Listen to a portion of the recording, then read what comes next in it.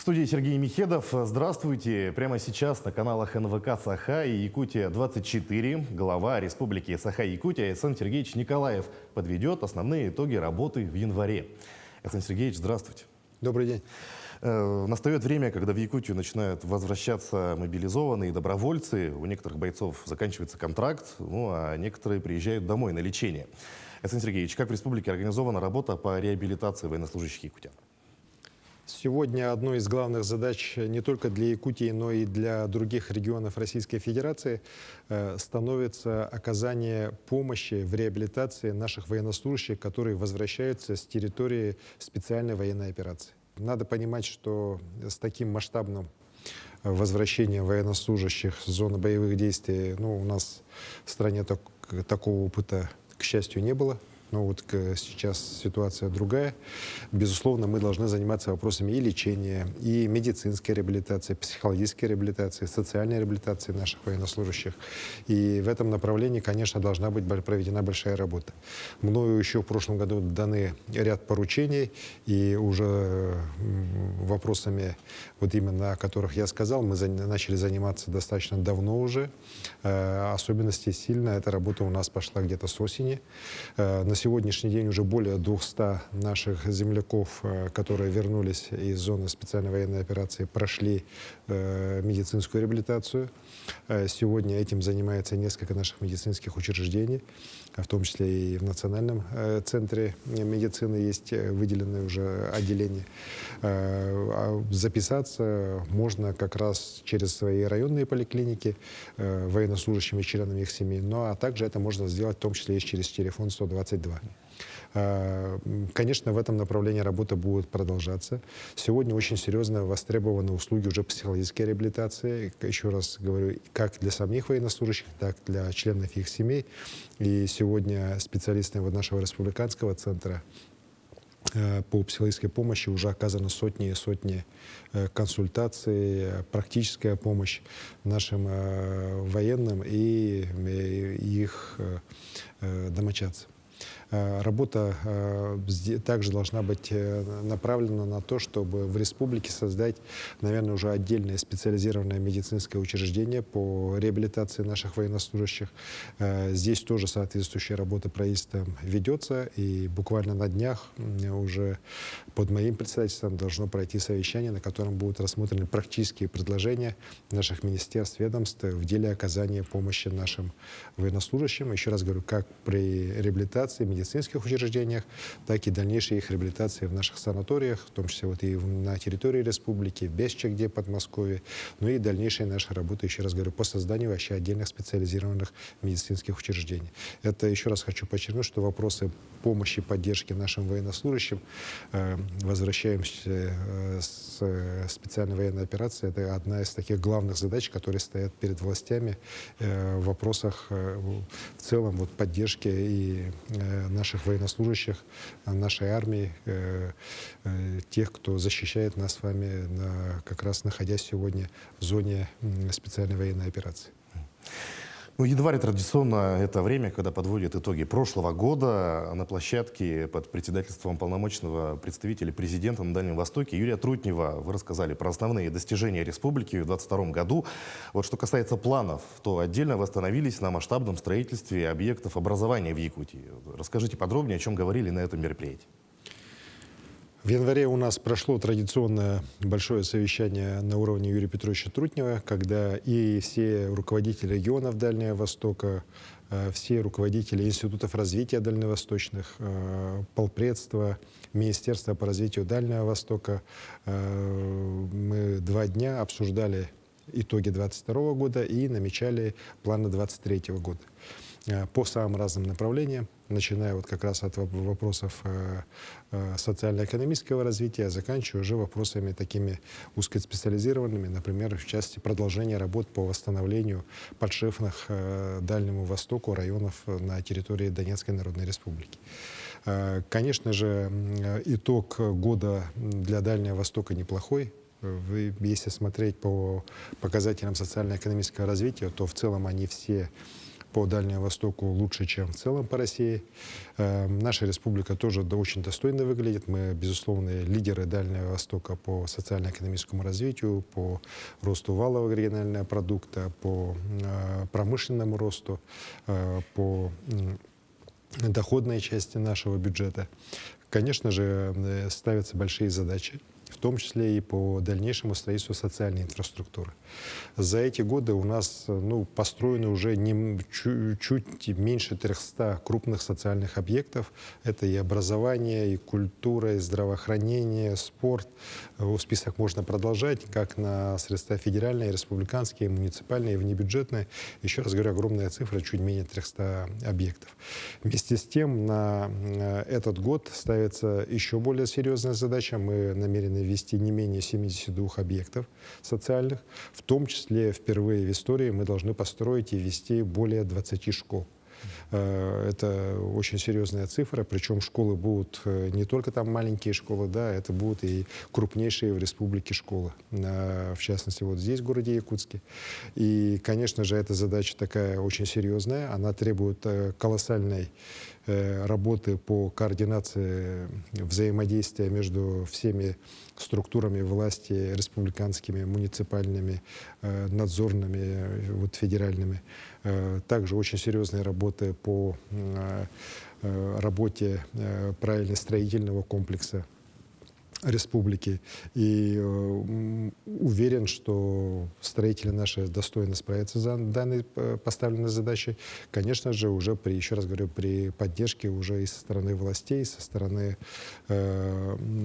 различных надзорных органов. Объекты должны быть построены качественно для того, чтобы наши дети учились дальше в хороших, лучших условиях. Ну и, конечно же, мы очень надеемся, что на местах контроль за строительством будет вести также и уже и население через определенные институты гражданского общества.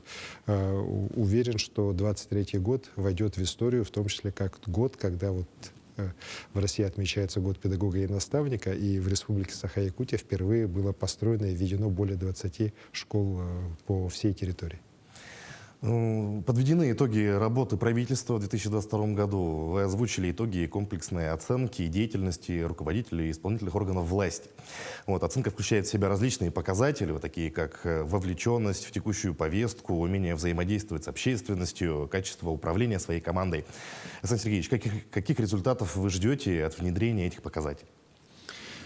Безусловно, эти показатели не есть какая-то, знаете, вот сама по себе задача, да, вот их вести, по ней оценивать, но это та форма выработки тех или иных критериев, которые позволяют лучше управлять.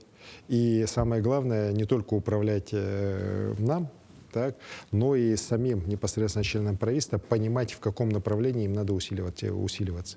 Потому что вот те критерии, которые мы разработали, 24 критерия, они, как правильно сказали, по самым разным направлениям, начиная вот от работы с общественностью, заканчивая уже исполнением решений главы республики, постановлений правительства, законов республики.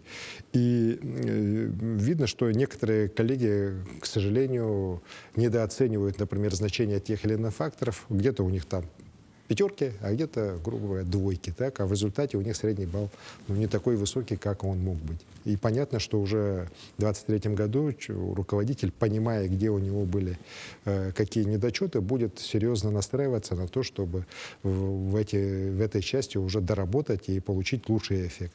Не только для себя, но и в целом для своего министерства, а значит для всей отрасли. Вот эта система, она будет у нас дальше развиваться. Я, когда вот это заседание проводил правительство, сказал, что в 2022 году мы работу провели как раз по оценке министров, председателей госкомитетов, но уже по итогам первого квартала, а мы будем ежеквартально такие оценки выносить, мы уже включим туда оценку и работы заместителей председателя правительства и самого председателя правительства. И, конечно, уверен, что вот и в дальнейшем вот такая постоянная оценка, постоянная корректировка результатов работы, она поможет, еще раз говорю, правительству более эффективнее, более качественно работать во благо улучшения качества жизни наших жителей. Немаловажным остается межрегиональное и даже международное сотрудничество. В январе в Республике Казахстан вы встречались с президентом страны Касым-Жомартом Токаевым. В ходе встречи было отмечено продолжение плодотворного сотрудничества между Якутией и Казахстаном. Вот какие направления совместной работы вы бы назвали приоритетными? Я бы сказал, что в итоге нашей встречи с президентом Казахстана Токаевым мы не продолжаем плодотворное сотрудничество, мы, наоборот, начинаем плодотворное сотрудничество. К сожалению, вот, был у нас большой перерыв в таких отношениях серьезных, экономических, социальных, культурных, который продолжался почти 30 лет.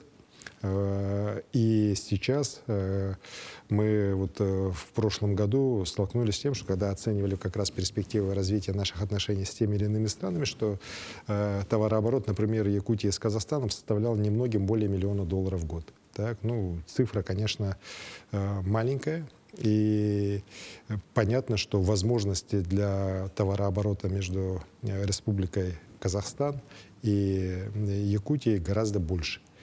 И вот в результате принятых мер в прошлом году товарооборот у нас вырос практически свыше $80 миллионов. Это еще не окончательная цифра, наверное, итоговые, вот когда придут, может, эта цифра даже больше будет. В итоге у нас более чем 60 с лишним раз увеличился товарооборот за один год.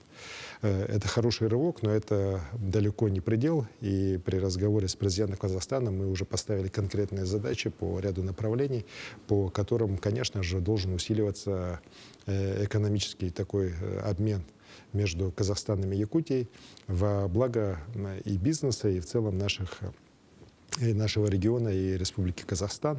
Много направлений, где Казахстан заинтересован в развитии наших связей. Это и IT-отрасль, это кино, это горнорудная промышленность, это поставки сельхозпродукции. Ну, по многим направлениям с Казахстаном можно и нужно работать. Тем более это та страна, которая граничит с Россией, имеет огромную границу, почти 7 тысяч километров по земле. И, конечно же, вот не только такие хорошие, тесные нужны экономические связи, но нужны, на самом деле, хорошие культурные и социальные связи. И тут как раз, учитывая нашу культурную близость народа Саха, казахов, здесь, конечно, тоже есть очень большое пространство для совместной работы, сотрудничества, о котором и президент Казахстана очень хорошо в своей речи на нашей встрече выступил. Мне очень понравилось, что он уже в вступительном своем выступлении очень тепло отозвался о Максиме Кировиче Амосове, отметил его выдающуюся роль в становлении 3 областей Казахстана, рассказал о том, как Максим Кирович изучал казахский язык, говорил на нем, помогал вот республике, тогда еще молодой, становиться на ноги. Ну и, конечно же, дал поручения определенные, в том числе, чтобы мы в дальнейшем и проводили мероприятия, посвященные дальнейшему изучению жизни нашего выдающегося земляка.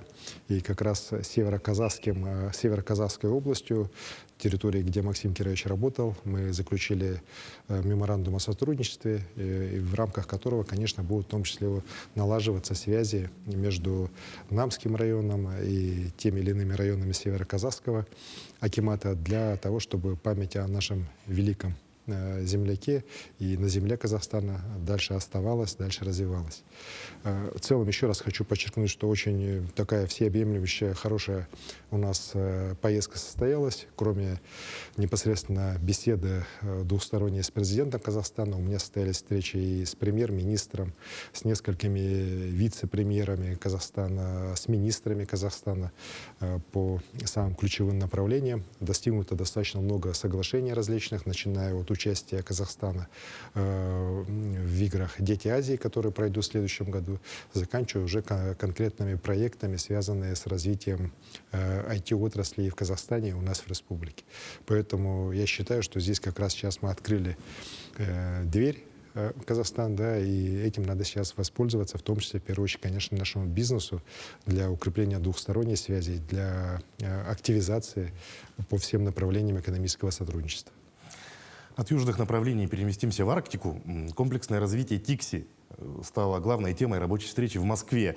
Насколько нам известно, планируется действовать сразу по 3 направлениям. Это реконструкция существующего порта ТИКСИ, создание нового глубоководного терминала в Найбе и строительство пассажирского терминала.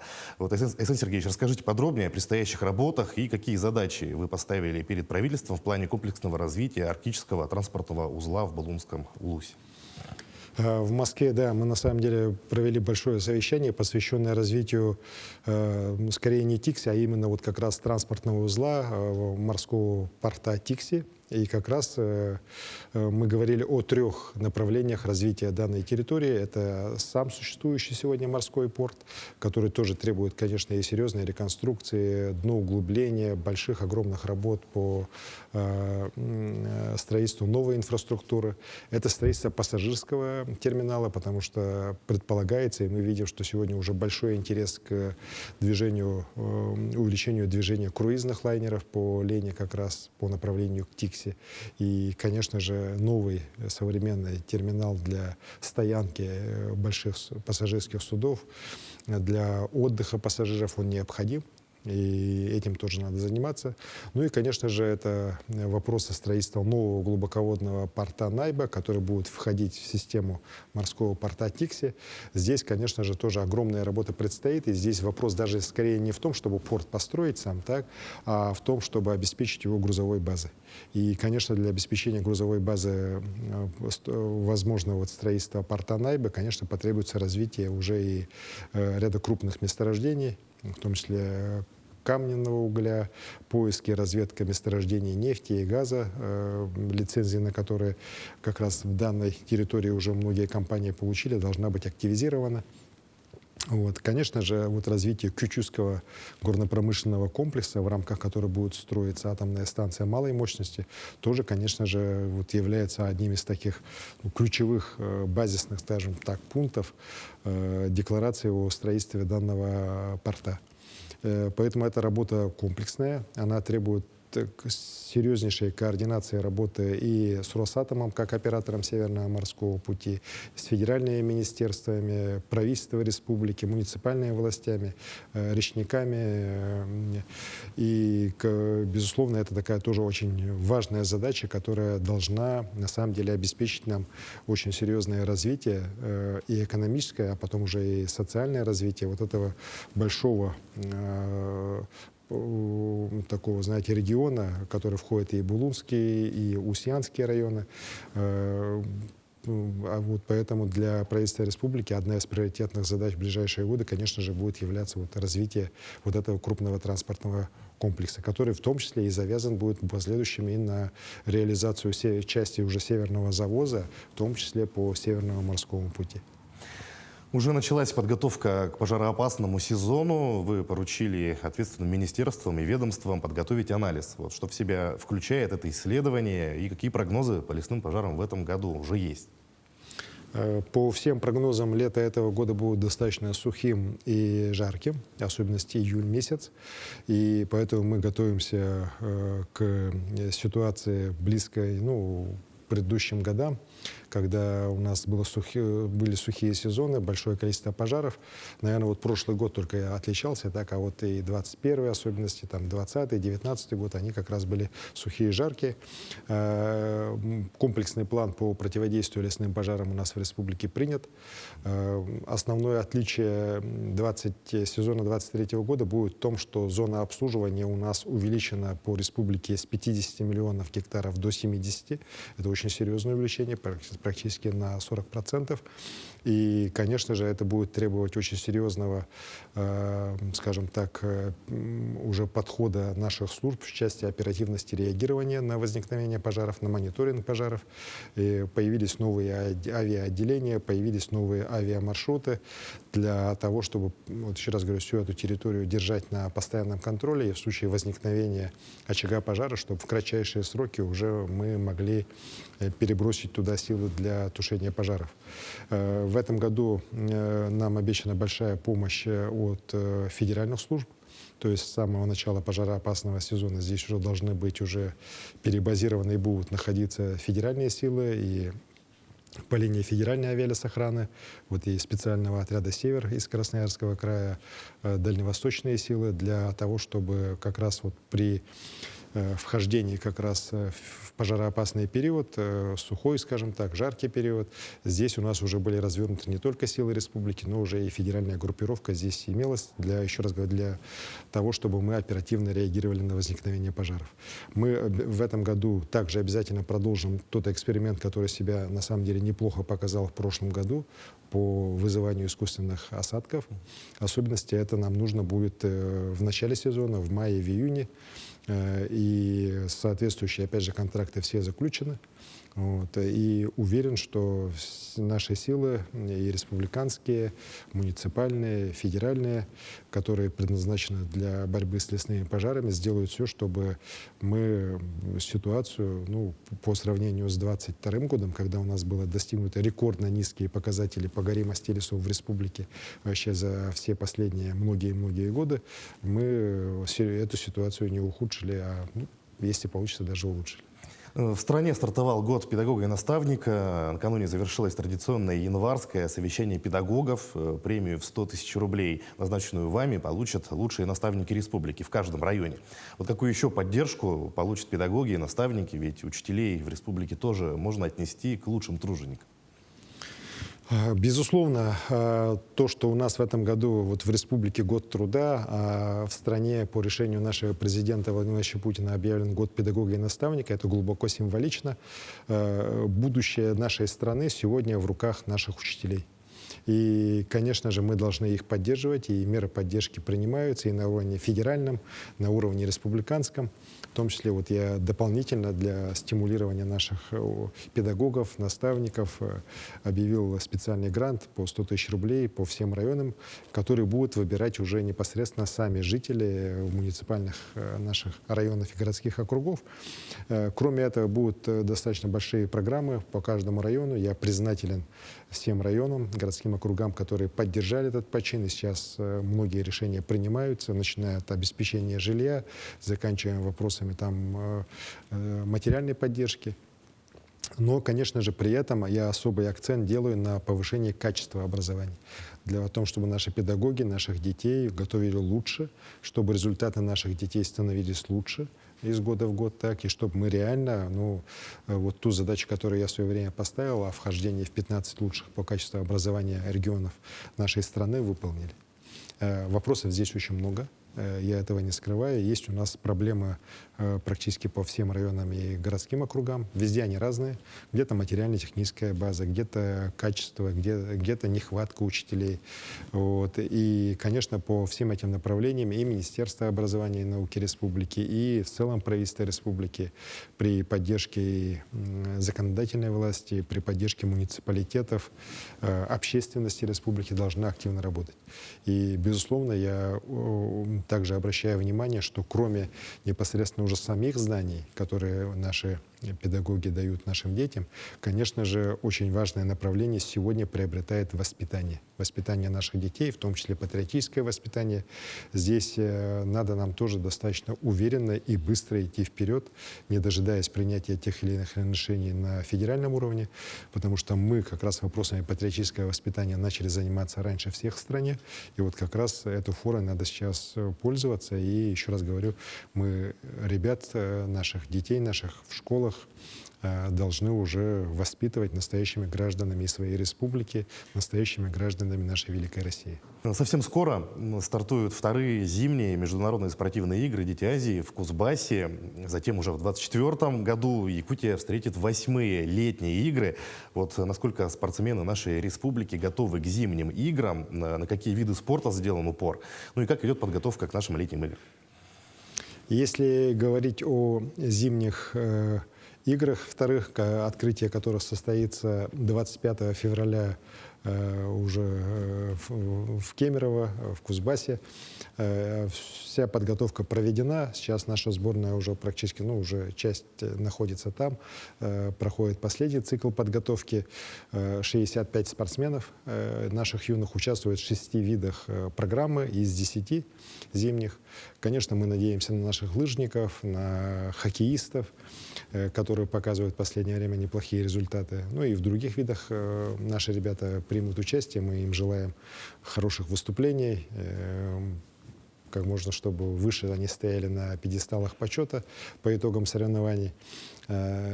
Конечно же, мы сейчас уже начали подготовку к тем играм, которые пройдут в следующем году у нас в Якутске.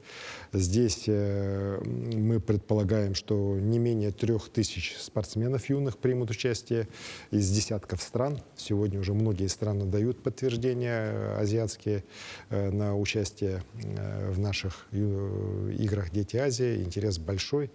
Мы ожидаем, что и регионы нашей страны, те, кто всегда традиционно принимал, Дальневосточный федеральный округ, Сибирский округ, тоже примут участие большими командами, также и команда Москвы, Татарстана. Особой такой отличием игр следующего года будет то, что на сегодняшний день уже подали заявку на участие в них спортсмены юные Беларуси, и это тоже поддержано Организационным комитетом, поддержано Советом игр «Дети Азии».